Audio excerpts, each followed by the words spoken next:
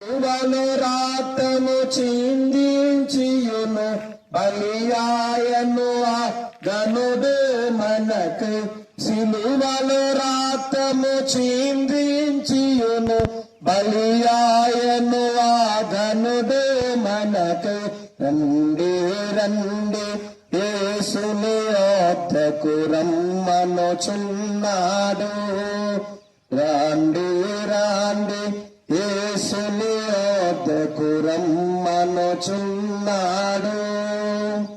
మంచిది ప్రియులారా, దయచేసి సమయంలో కొన్ని సంగతులు మీ మధ్యలో మేము ప్రకటిస్తున్నాం. దయచేసి గమనించండి, ఆలోచన చేయండి.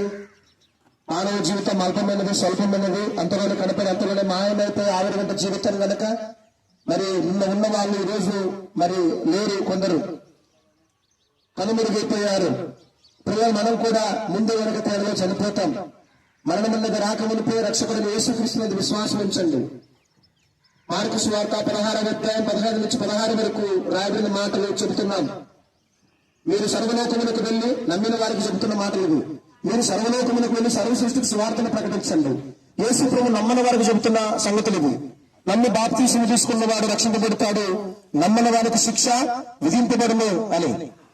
మరి నమ్మిన వారికి రక్షణ, నమ్మని వారికి శిక్ష. ఏది నమ్మాలి? యేసు ప్రభు మరణించి తిరిగి లేచాడని నోటితో ఒప్పుకోవాలి, అప్పుడు మంచి రక్షణ. యేసు ప్రభు వారు నా కోసం సెలవులో చనిపోయాడు, రక్తం కార్చాడు, అమూల్యమైన పరిశుద్ధమైన రక్తాన్ని చిందించి ప్రాణమును అర్పించి సమాధి చేయబడి తిరిగి లేచాడు, మరలా ఆయన వస్తున్నాడు నన్ను తీసుకోవడానికి అని చెప్పని హృదయమందు విశ్వాసం ఉంచడం ద్వారా క్షమాపణ కలుగుతుంది, రక్షణ కలుగుతుంది. మనుషులు రక్షణ కలిగినట్లు నోటితో ఒప్పుకుంటారు, నీతిగా ఉన్నట్లు హృదయమందు విశ్వాసం ఉంచుతారని రాయబడింది. అలాగే ప్రియురా, మరి చక్కగా మందిరం ఉంది పక్కనే, మందిరానికి వెళ్ళండి. చాలా చక్కటి విషయాలు దేవసేవకులు చెప్తారు. దయచేసి ప్రార్థన జీవితాన్ని కొనసాగించండి, విశ్వాసాన్ని కాపాడుకోండి, మీ సొంత రక్షణను కొనసాగించండి, కాపాడుకోండి. ఇంకా రక్షణ పొందకపోతే రక్షణ పొందండి. ప్రియరా, దయచేసి పరిశుద్ధత లేకుండా ప్రభుని ఎవరు చూడలేం. నీతిగా న్యాయంగా బ్రతకండి.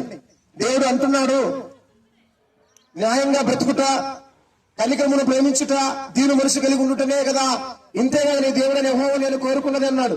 అలాగూ కనికరము చూపించండి. కనికరము చూపించిన వాళ్ళు కనికరం పొందుతారని లేఖనం చెబుతుంది గనక, అలాగే ప్రియరా న్యాయంగా నడుచుకోండి.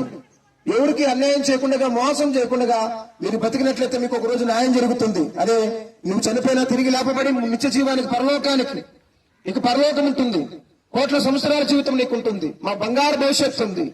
జీవితాలను పాడు చేసుకోవద్దండి, అనవసర సమయము వ్యర్థం చేసుకోవద్దండి. దైవ సన్నిధిలో గడపండి, దేవుని మందిరానికి వెళ్ళండి.